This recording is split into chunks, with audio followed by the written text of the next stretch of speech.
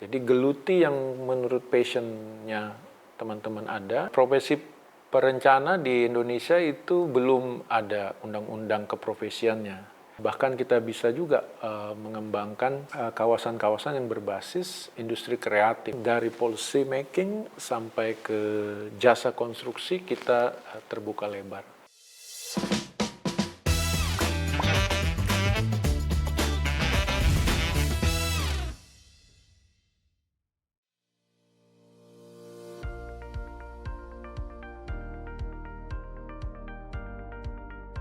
Memang agak berbeda dengan profesi lain ya, seperti arsitek yang sudah punya undang-undang, insinyur yang sudah punya undang-undang. Profesi perencana di Indonesia itu belum ada undang-undang keprofesiannya. Tetapi pada beberapa area spesialisasi sudah ada peraturan yang mengaturnya. Yang pertama tentu kita bisa bekerja di bidang tata ruang. Jadi kita bukan hanya menjadi perencana tata ruangnya, tapi kita juga bisa aktif terlibat dalam proses pengendalian pemanfaatan ruang atau yang disebut dengan land use controlling. Kita juga bisa berpraktek di sana sebagai inspektur pembangunan. Jadi yang mengendalikan ya bagaimana kota itu tumbuh sesuai rencana. Di Indonesia sendiri sudah ada Permen ATR 15 tahun 2022 yang mengatur tentang perencana berlisensi. Jadi kita berpraktek itu sudah ada dukungan atau bahkan naungan dari pemerintah agar kita berpraktek secara profesional. Jadi kita dilindungi lah gitu ya untuk kita bisa bekerja sesuai kode etik dan standar kompetensi kerja kita. Selain tata ruang tentu kita juga bisa mengerjakan perencanaan infrastruktur ya.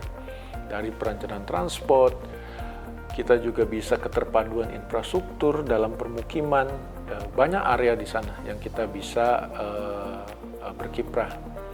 Lalu juga di bidang lingkungan hidup, ada perencanaan lingkungan, kita bisa juga berpartisipasi sebagai expert dalam kajian lingkungan hidup strategis, menyusun rencana adaptasi mitigasi perubahan iklim, juga menyusun berbagai produk rencana lain seperti rencana pengendalian dan pengelolaan lingkungan hidup RPPLH.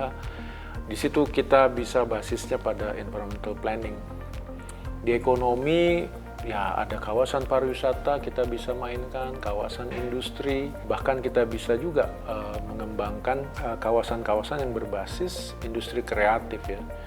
Nah jadi creative city. Jadi menurut saya ruang lingkup dari praktek keprofesian perencana itu memang dari policy making sampai ke jasa konstruksi kita terbuka lebar. Nah PR kita sekarang kita mau memfokuskan diri pada apa. Jadi geluti yang menurut passion-nya teman-teman ada, disitulah kita bisa mengembangkan diri.